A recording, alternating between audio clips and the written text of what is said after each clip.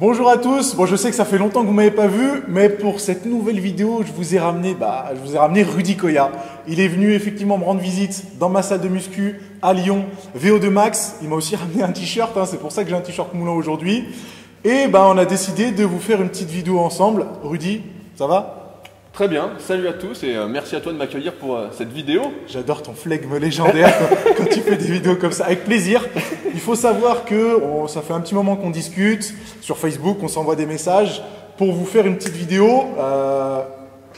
On n'est pas énervés, on s'entend bien tous les deux et puis on a plein de choses à partager.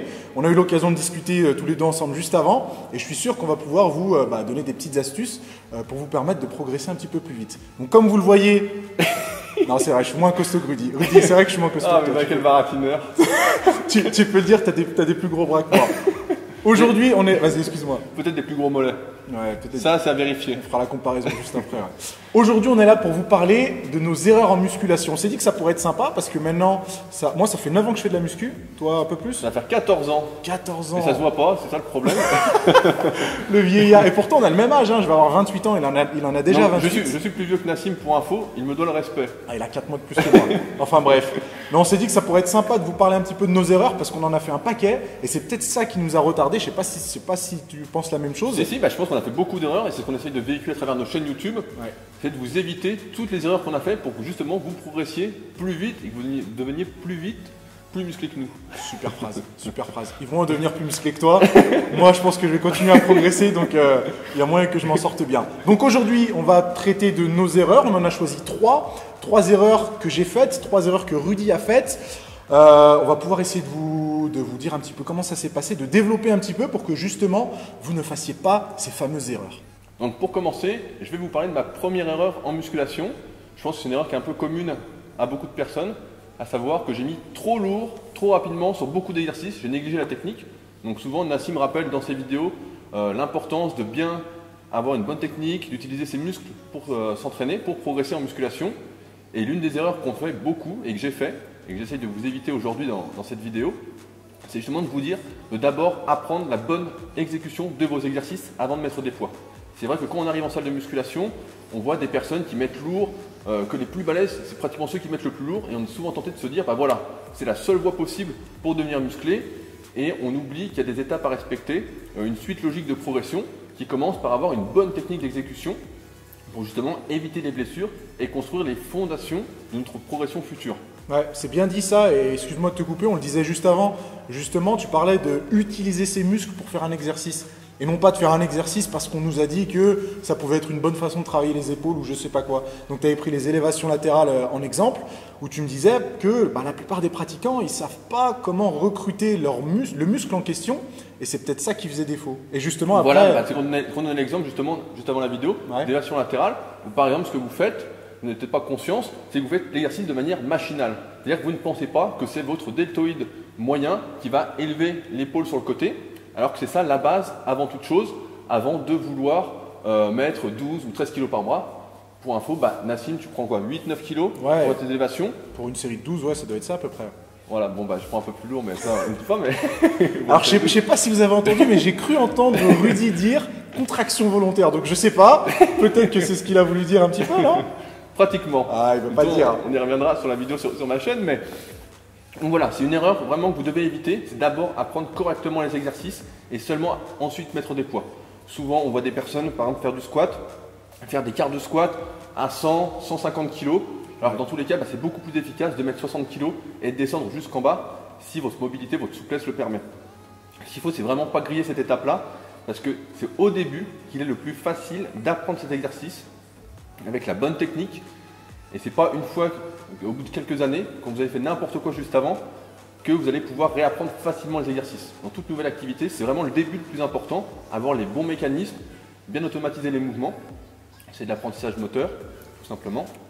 Donc c'est vraiment là que vous devez bien les exécuter avant de mettre des poids lourds, ou même trop lourds si vous décidez de tricher un petit peu, comme ça peut arriver. Ouais, je suis d'accord. Et le fait, comme tu dis, de bien prendre ce facteur en compte quand on débute, c'est qu'effectivement, si jamais on prend trop lourd, on a tendance à sacrifier des mois, voire des années qui sont vachement importantes en fait.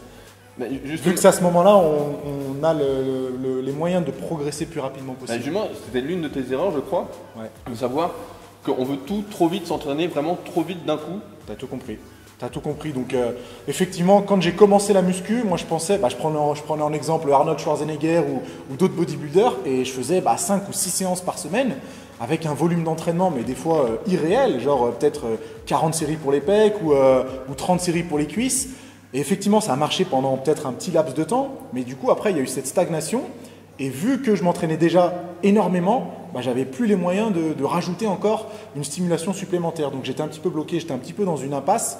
Et ça, du coup, c'est quelque chose que je vois pas mal. Je vois pas mal des gens, des débutants, qui n'ont pas forcément besoin de s'entraîner autant, mais qui passent peut-être 2 heures à la salle 5-6 fois par semaine. Et ça, je pense que c'est un gros problème, parce que dans une logique de progression, je pense que tu seras d'accord avec ça, dans une logique de progression, il vaut mieux commencer par le plus petit volume d'entraînement, entre guillemets, et puis ensuite de rajouter des difficultés, de rajouter des contraintes pour que la progression puisse être plus régulière en fin de compte. Voilà, c'est de ne pas griller les étapes, comme on vous le dit. Ouais, c'est ça. Vraiment de suivre les bases, tout simplement. On démarre en apprenant les exercices, avec un peu de volume, et petit à petit, ce volume va augmenter en fonction de soi, de toute façon. Voilà, c'est ça. En fonction de ce qu'on ressent, de ce qu'on a besoin, de comment on progresse à l'entraînement, jusqu'à trouver le volume adéquat du moment qui va sans cesse évoluer, de toute façon. Et qui va dépendre des individus. Donc après, c'est avec l'expérience qu'on arrive à trouver ce qui nous convient. Ouais. Tout à fait. On résume. Première erreur, toi, trop lourd, trop rapidement. Voilà, négliger la technique de base et vraiment avoir insisté sur les poids lourds dès le début. Ouais. Qui m'a caractérisé et qui me caractérise encore aujourd'hui, malheureusement. Alors, c'est pas vraiment le cas. Si, t'es un peu un bourrin. Non, toi, t'es un bourrin. Avec un squat à 140, on squat avant. À l'aise. Non, mais c'est vrai, t'as raison. Et pour moi, comme je vous l'ai dit, c'est de s'entraîner trop rapidement, de vouloir tout de suite, comme tu dis. Et malheureusement, c'est ce qu'on voit encore pas mal en salle de sport avec des débutants. Et je pense que si ces 2 erreurs, ou en tout cas si ces 2 facteurs sont bien pris en compte, sont bien corrigés, ça peut permettre d'avoir une progression bien plus intéressante. Voilà, et sans perdre de temps surtout. C'est pour ça que Nassim est si maigre au bout de 9 ans d'entraînement. Oh là là, il commence, il ne peut pas s'en empêcher. On va passer à la deuxième erreur. Donc, ma deuxième erreur, c'est un peu comme la première, c'est que de base, en fait, j'ai toujours été assez raide et donc je manquais de mobilité, de souplesse, ce qui ne me permettait pas d'exécuter mes mouvements de la bonne façon. Donc je prends un exemple qui va vous parler, c'est le développé couché. Souvent on m'écrit pour ça et on me dit voilà, j'arrive pas à toucher les pectoraux, ça me tire dans les épaules, donc je suis pas fait pour cet exercice-là. En fait, c'est pas ça du tout. Ce qu'il y a, pourquoi il me regarde comme ça? Continue, j'admire ton physique. Problème de mobilité, allons-y. Voilà, donc c'est pas ça le problème, c'est pas que vous avez une mauvaise mobilité au niveau, qu'il y a une mauvaise morphologie pour les pectoraux développés couchés, c'est seulement de base que vous n'avez pas la bonne souplesse. C'est-à-dire au niveau des pectoraux par exemple, au niveau du deltoïde antérieur, des biceps, de tous les muscles qui vont être sur la même chaîne musculaire et qui vont vous empêcher d'exécuter l'exercice sans avoir de restriction de mouvement. On va prendre un autre exemple qui peut vous parler aussi, c'est le squat. Souvent, on voit au squat des gens qui n'arrivent pas à garder le bassin fixe, à descendre jusqu'en bas avec une bonne technique. Et ça, si vous écoutez certains experts, on va vous dire, voilà, vous n'êtes pas fait pour le squat, c'est pas pour vous, vous allez vous blesser avec, etc. Mais c'est pas ça. Dans tous les cas, vous êtes capable de faire les mouvements avec la technique traditionnelle. Alors, quelques variantes, par exemple au squat, avoir les pieds un peu plus écartés, un peu plus ouverts, voilà, quelques petits détails. Mais la souplesse, la mobilité, c'est quelque chose qui se travaille. C'est comme tout, ça vient. Si tous les jours vous bougez les chevilles, pour le squat, ou vous étirez les pectoraux pour le développé couché, encore une fois, c'est seulement des exemples, ça peut s'adapter à chaque exercice polyarticulaire, où vous pouvez rencontrer des limitations, et bien ça se travaille et ça va venir en fait. Très simplement, là-dessus on a fait quelques vidéos sur ma chaîne YouTube pour ceux que ça intéresse, mais voilà, c'est quelque chose qui n'est pas figé et qui est vraiment à travailler, encore une fois, pour avoir cette base, cette bonne technique, comme ma première erreur en fait. Si tu n'es pas souple, si vous n'êtes pas souple, si vous êtes raide comme un bambou, et bien ça se travaille pour justement avoir la bonne technique après. Mais du coup, excuse-moi de te couper, est-ce que ça veut dire qu'il faut limiter l'amplitude? Est-ce que ça veut dire qu'il faut modifier un petit peu en fonction des exercices ou pas? Dans un premier temps, si tu manques de mobilité, effectivement, c'est ce que je dis dans certaines vidéos, c'est que la pire erreur, c'est de forcer son amplitude lorsqu'on n'a pas cette souplesse mobilité. Je te prends l'exemple du squat. Si tu n'arrives pas à descendre barre à vide, par exemple à la parallèle, tu mets du poids, forcément que tu vas descendre parce qu'il y a de plus en plus de poids, tu vas t'écraser avec quoi. Ouais. Mais ça, c'est une bonne façon de se déchirer un muscle parce que tu n'as pas cette souplesse de base. Donc dans un premier temps, effectivement, il faut limiter cette amplitude, mais la travailler à côté parce que ce qui va donner des cuisses, on le sait aussi bien que toi et moi, c'est d'avoir la plus grande amplitude possible sur ces exercices avec la bonne technique et de progresser avec. Ouais, c'est pas de faire un squat, un quart de squat à 45 degrés avec 150 kg. Mieux vaut encore une fois le faire à 80 kg avec une super descente. Ça donnera plus de cuisses. Ouais, on est d'accord. Et je te posais cette question parce qu'il n'y a pas longtemps, j'avais posté quelque chose sur Facebook par rapport à l'amplitude et je disais qu'il ne faut pas forcément se forcer à faire des amplitudes qu'on n'est pas capable d'exécuter en fin de compte. Ouais, tout à fait. Et ben voilà. Donc limiter l'amplitude, en gros, c'est ça, limiter l'amplitude en fonction de sa souplesse, à condition de travailler. Voilà, de travailler pour avoir cette amplitude. Ce qui m'ennuie un peu avec cette vidéo, c'est que tu es vraiment d'accord avec moi. Ouais. Donc, je trouve ça très bizarre. Donc les gens vont croire, mais pourquoi ils s'embrouillent en fait? Ils sont d'accord sur la plupart des choses. Non, on vous expliquera très rapidement pourquoi. Et puis moi, ça me permet d'aiguiller sur ma deuxième erreur. Et la deuxième erreur, c'était d'avoir un programme qui n'était pas forcément équilibré en fonction des groupes musculaires. Et je pense que c'est ça qui fait qu'aujourd'hui, j'ai certains points faibles et j'ai certains points forts. Vous avez tous vu mes mollets. On pourrait même parler de mes avant-bras d'ailleurs dans une certaine mesure. Je pense que les extrémités, elles ne sont pas forcément développées par rapport au reste. Et ça traduit en fait le programme d'entraînement que j'avais quand j'ai commencé la musculation. Je faisais les pecs tout le temps. Et bizarrement, je faisais les cuisses aussi tout le temps, mais ça c'est parce que… Ça se voit. Mais j'avais des cuisses vraiment minces et j'ai un peu commencé la musculation pour cette raison-là. Mais du coup, j'ai laissé de côté d'autres groupes musculaires comme les triceps, comme les épaules, comme bien sûr les mollets. Et du coup, je paye encore cette erreur maintenant parce que pour rattraper ces points faibles, c'est 10 fois plus difficile. 10 fois plus difficile parce que j'arrive pas forcément à bien recruter ces muscles-là, alors qu'avec les pectoraux, il me faut une série de 10 reps et puis ils sont déjà congestionnés. Pour les autres groupes musculaires, c'est beaucoup plus difficile.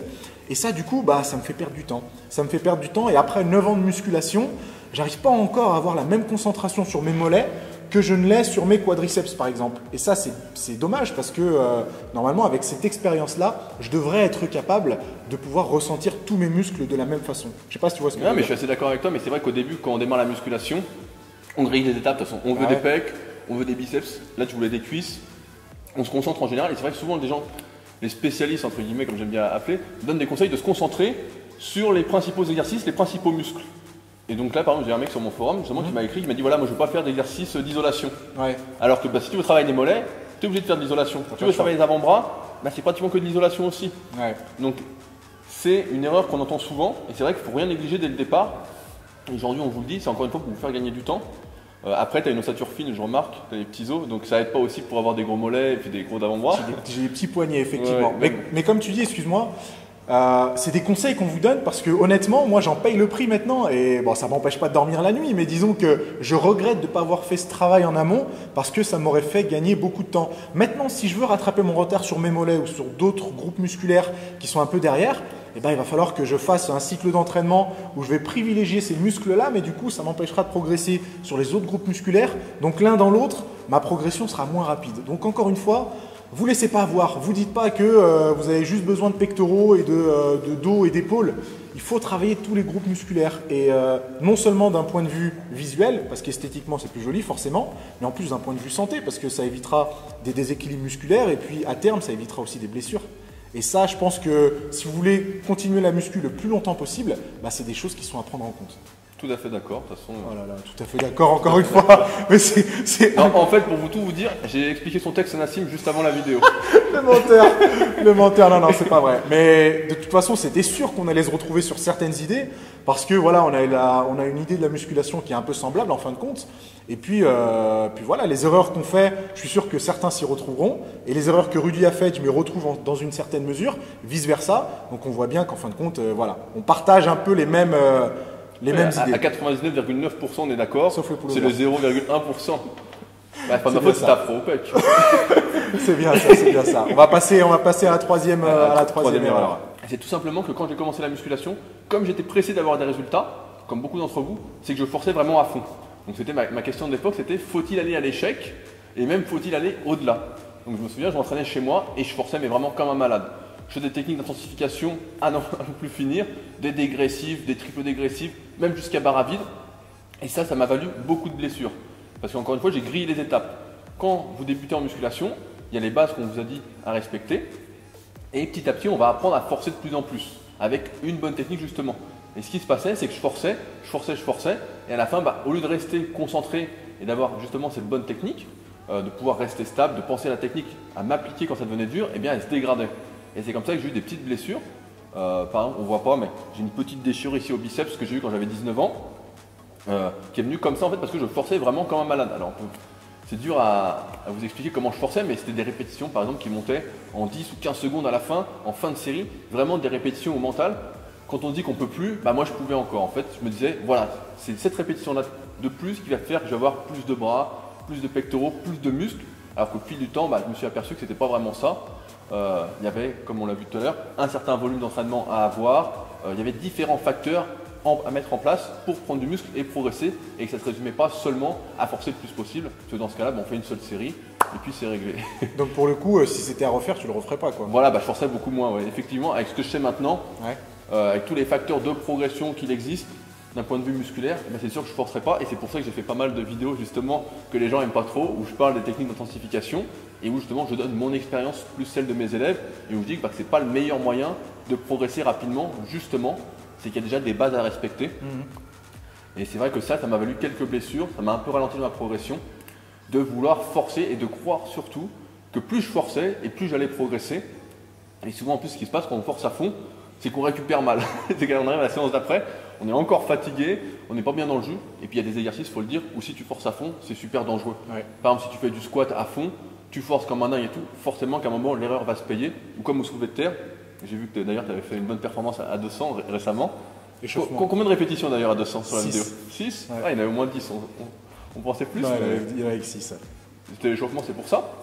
Et voilà, sur des exercices comme ça, si on force à fond, on va arrondir un peu le dos, on va se désunir et ça se paye forcément. C'est pourquoi il y a forcer et forcer, et il y a le trop forcer que je vous conseille absolument d'éviter, parce que c'est comme ça qu'on finit par se blesser. J'en ai fait les frais et j'espère vous éviter d'en faire les frais. Mais c'est clair que ça peut être un peu difficile à entendre pour certains. Ils vont voir la vidéo, ils vont se dire mais Rudy il nous dit de ne pas forcer, limite on va aller à la salle pour lire le journal ou envoyer des textos. Je pense que c'est pas ce que tu as voulu dire. Voilà, il y a une nuance. Il y a une nuance. Tout à fait, il y a une nuance. Il y a forcer et forcer comme tu dis, c'est ne pas forcer jusqu'à la répétition qui va complètement dégrader la technique. Par exemple, mon collègue et ami Christophe Cario dit voilà, je travaille jusqu'à l'échec postural. Et je trouve que c'est pas mal comme technique de se dire voilà, au squat, quand ma technique commence à être dégueulasse, et ben j'arrête. Ou au soulevé de terre pareil. Ou quand vous êtes au développé couché et que vous commencez à lever les pieds dans tous les sens, bah là c'est que ça sert plus à grand chose quoi. Là c'est quand même quelque chose d'assez dégueulasse qui va plus vraiment cibler les pectoraux si c'est le but de l'exercice. Donc voilà, il y a forcer et forcer. Moi j'aime bien fixer des objectifs à chaque séance. Tu n'es peut-être pas forcément cette optique, je ne sais pas trop comment tu t'entraînes là-dessus, mais voilà, moi j'aime bien atteindre mon objectif. Et voilà, si j'ai un peu la forme en plus. Non mais c'est bien, et excuse-moi de te couper, je reviens sur ce que tu as dit de la phrase que tu as citée de Christophe Cario. Elle est super bien en fait. On va jusqu'à l'échec postural. Donc c'est clair que c'est ce qu'on voit beaucoup de personnes qui vont rajouter 2, 3, 4 reps, mais avec une exécution qui va être catastrophique. Voilà, donc dans ce sens-là, il vaut mieux éviter. Pour se dire, voilà, parce que j'en fais une de plus, c'est mieux. Ouais. Alors que là, c'est une de plus, bah, c'est moins bien justement, et tu vas le payer. Chaque erreur, de toute façon, se paye petit à petit. On voit bien, et c'est pour ça qu'on fait cette vidéo ensemble. Chaque erreur que vous allez faire, que nous avons fait, nous le payons à un moment. Donc évitez de trop forcer, et forcer ce qu'il faut, quand il faut, progressivement, de plus en plus au fil du temps. Ça s'apprend aussi de forcer, mais surtout en ayant la meilleure technique possible, sans la dégrader pour ne pas se blesser. Ouais, cette histoire d'échec postural, je l'aime bien. Peut-être la voler, cette fois. Elle est Christophe Cario, tu peux la voler. Non, non mais en tout cas, c'est bien trouvé. Et ça me permet d'aiguiller sur ma dernière erreur. La troisième, où moi c'était plutôt axé sur la diète. Quand j'ai commencé la musculation, j'y connaissais absolument rien. Et j'ai fait beaucoup de progrès dans ce milieu-là, parce qu'au début, je pensais qu'il fallait manger le plus possible. C'est clair et net, et vous pouvez trouver ça bizarre, mais d'après ce que je voyais sur Internet ou sur les magazines, j'avais l'impression que j'ai une phrase en tête en fait, c'est If you want to get big, you have to eat big. Oui, c'est vrai, je me souviens, il y a même des t-shirts comme ça à l'époque. Bah c'est ça, et moi c'est ce que je voyais sur Internet, et ça se traduit par si tu veux devenir gros, il faut manger comme un gros, entre guillemets. Et du coup c'est ce que j'ai retenu, et peut-être que les premières ou deux premières années de ma pratique, je sortais de la salle de muscu, j'allais m'acheter un paquet de sneakers, un paquet de Mars, et j'avais aucune notion d'apport en protéines, de glucides de qualité, etc. Et du coup, ça me fait prendre du gras. Et on sait ce que ça génère. Trop de gras, une prise musculaire qui est beaucoup plus difficile. Voilà, Du gras, plus de gras. Du gras, plus de gras et moins de muscles. Ouais. Et c'est ça qui est catastrophique parce qu'effectivement le poids sur la balance montait, mais il se passait rien. Je devenais pas plus fort à la salle, j'avais pas plus de muscles et en fin de compte ce gras il a été super dur à perdre. Et c'est un petit peu ce que je voulais dire dans ma vidéo, ne faites pas de prise de masse. Si vous voulez faire une prise de masse, faites-la, mais faites en sorte de contrôler votre prise de gras. Il faut que vous en preniez le moins possible parce que, je vous le dis par expérience, plus vous prendrez de gras et moins vous aurez de facilité et plus ce sera difficile de développer du muscle. Et je ne sais pas si toi… Si, mais je suis assez d'accord avec toi. Moi, pareil. Tu es passé par là aussi? Voilà, je suis passé par là aussi. Bah, j'ai pas mis les photos horribles. Moi, j'ai osé mettre ma tête de Mexicain avec les cheveux et tout. Avec les cheveux et les grosses joues. On a retrouvé Pépito. On a retrouvé Pépito, les gars. C'était un petit peu ça. Mais toi aussi, tu es passé par… On est tous passés par là parce qu'au début, c'est vrai, ou même quand tu débutes pas, tu te dis voilà, il faut être plus gros. Tu vois les magazines, on te dit voilà, prenez, je me souviens des titres à la con, prenez 3 kilos en 2 mois ou des trucs comme ça. Je me souviens, il y avait le truc, prenez 2,5 cm de bras en 6 semaines et pour ça, il faut prendre 4,5 kilos, il disait sur la balance. Magnifique. Du gras là. Voilà, c'était ça. Et donc forcément, tu te dis voilà, pour être gros, faut manger gros, faut penser gros. Et je me souviens d'un article de Jean Texier justement dans les guides de pratique du bodybuilding et il disait si vous voulez être gros, comportez-vous comme un gros. Donc il disait reprenez du dessert, tous les trucs catastrophiques. Voilà, un peu comme l'histoire du 4 quarts et de notre ami quoi. C'était un peu dans ce style-là. C'était faut manger beaucoup pour être gros. Et c'est vrai qu'au début, on n'a pas la patience, on se dit voilà, je veux être musclé en 6 mois, je veux être comme ça en 1 an. Et on l'a vu avec nos vidéos de transformation, bah voilà, il faut 10 ans pour être super quoi. Et super entre guillemets, parce qu'on n'est pas encore super, mais pour être à peu près comme on veut. Utilise pas super sur ma chaîne s'il te plaît. D'ailleurs, enlève ce t-shirt. Il m'a acheté un t-shirt super physique. Ah là là, je sais. Non, c'est pas vrai. Je vais donner, je suis sympa. Je vais pas acheter. Non, mais qu'est-ce que je voulais dire déjà? Je voulais dire quelque chose. Oui, effectivement, il faut pas se comporter comme un gros. C'est la pire chose à faire. Voilà. Et peut-être que nous, ça nous a pris 10 ans pour développer ce physique, mais je suis sûr qu'avec, en évitant ces erreurs-là, ils peuvent le faire en moins de temps. Ah oui, largement. Bah, c'est le but de cette vidéo, c'est de faire gagner du temps, vous faire gagner du temps pour justement vous éviter toutes ces petites erreurs qu'on a fait. Et c'est vrai que celle de prendre du gras à fond, après pour le perdre, quand vous n'avez jamais fait de régime, vous ne vous rendez pas compte en fait. Ouais, mais quand vous avez fait votre premier régime, vous êtes dedans, vous voyez que vous perdez de la force, vous n'avez plus d'énergie, vous êtes énervé, vous êtes fatigué, vous dites je ne vais plus jamais repasser par là. Ouais, et du coup c'est de la perte de temps. Voilà, c'est une belle perte de temps et en plus on perd pas mal de mois d'entraînement et toute la perte de force qui revient encore un peu après. Ouais. Mais c'est vrai que sur le coup on se sent vraiment maigre, en plus psychologiquement ça va pas. Et c'est vraiment quelque chose qu'on veut vous éviter. On est passé par là, c'est horrible. Donc que du mauvais. Faites attention à votre apport calorique, faites attention aux aliments que vous allez consommer, et puis soyez patient, ça viendra. Je sais que c'est dur à entendre, hein, soyez patient, ne soyez pas trop pressé, mais honnêtement c'est la meilleure chose à faire. C'est le meilleur investissement à faire pour que vous puissiez progresser de façon durable. Voilà les amis, vous avez vu nos trois erreurs, hein, les 3 erreurs de Rudy et mes 3 erreurs. J'espère que vous avez appris quelques petites choses et que vous ne reproduirez pas ces erreurs. Promis, vous gagnerez du temps, ça vous permettra de progresser plus vite et peut-être qu'un jour vous serez aussi costaud que Rudy. Peut-être, hein. Merci Sangoku de cette vidéo. Il est sympa ton t-shirt en plus. Voilà, on espère vous éviter toutes les erreurs qu'on vous a énoncées dans cette vidéo et surtout que ça vous sert. Donc n'hésitez pas à nous dire si ça vous a servi. Si vous avez encore des questions, n'hésitez pas sous la vidéo ou sur nos pages Facebook respectives. Ouais, vous les mettez dans les commentaires, vous n'hésitez pas, j'essaierai d'y répondre. Et puis Rudy, vous savez où le trouver? Sur sa chaîne YouTube, sur sa page Facebook? Je viendrai polluer la tienne aussi. Ah, commence pas. Pour répondre gratuitement. Il m'énerve à poster ses photos et tout. Enfin bref, vous savez où vous pouvez le trouver. Et puis on se retrouve très rapidement pour une nouvelle vidéo. Salut à tous.